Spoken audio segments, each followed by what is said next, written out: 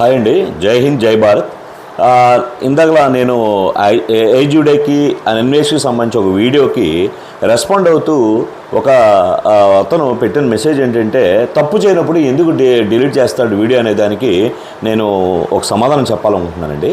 ఏంటంటే, ఇప్పుడు డిలీట్ చేయడానికి ఖచ్చితంగా ఒక రీజన్ ఉంది. ఏంటంటే, ఇప్పుడు మనల్ని ఎంత అటాక్ చేసినా మనం తీసుకోగలమండి. ఎప్పుడైనా గుర్తుపెట్టుకోండి, ఫ్రెండ్స్తో గొడవైనప్పుడు కూడా మనం నా కొడకానో ఇంకోటనో లేకపోతే 2 దెబ్బలేస్తానో మనం భరిస్తాం. కానీ ఇంట్లో తల్లినో, ఇంట్లో ఉన్న పెళ్ళాన్నో, ఇంట్లో ఉన్న పిల్లలనో, మన ఇంట్లో ఉన్న మన తోడబుట్టిన వాళ్ళు ఎవరినైనా ఏమన్నా మాట అన్నా వాళ్ళని తప్పు పడుతున్నా సరే మనం తీసుకోలేం. ఏమైనా ఉంటే నన్నరా, మా ఇంటి జోలికి ఎందుకు వెళ్తావరా అని చెప్పి మనం చాలా సీరియస్ అవుతాం. అప్పటి వరకు మనల్ని ఎన్నన్నా మనం భరిస్తాం. కానీ మనం ఎప్పుడైతే మన ఫ్యామిలీ జోలికి వస్తామో మనం తీసుకోలేము. ఎవ్వరం కూడా చీమలు ఎత్తులున్నాడు ఎవడు కూడా మనం ఫ్యామిలీని అంటే తీసుకోలేము.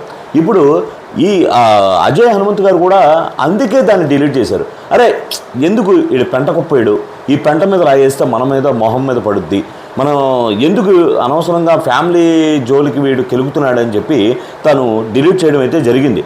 కానీ ఇందాకలా 45 మినిట్స్ ముందు ఆయన మళ్ళీ వీడియోని అటాచ్ చేస్తూ దాన్ని ఎందుకు డిలీట్ చేశాడు, ఏంటి తన యుద్ధం అని ప్రకటించడం కోసం అయితే మాత్రం మళ్ళీ అది అప్లోడ్ చేసి యూట్యూబ్లో వదలడం జరిగింది. నేను ఎక్స్పెక్ట్ చేశాను.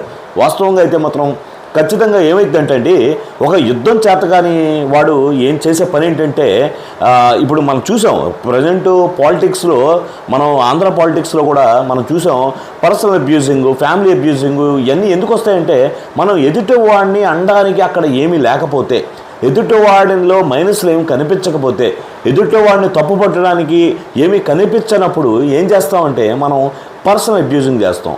ఇంట్లో ఉన్న వాళ్ళ మీద మాట్లాడతాం, పిల్లల మీద మాట్లాడతాం, తోడబుట్టిన వాళ్ళ మీద మాట్లాడతాం, కన్న తల్లిదండ్రుల గురించి చెడుగా మాట్లాడతాం.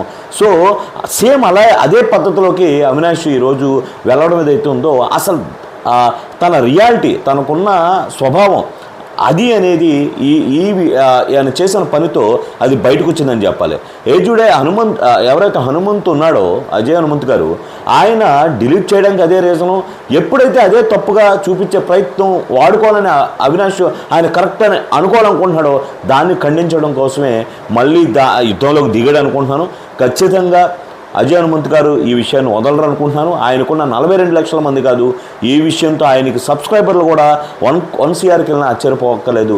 ఆయన వెనకాల ప్రతి భారతీయుడు, మన దేవీ దేవతలను ఇష్టపడే ప్రతి ఒక్కరు వెనకాల ఉంటారని అయితే నేను ఖచ్చితంగా నమ్ముతున్నాను. జై హింద్, జై భారత్.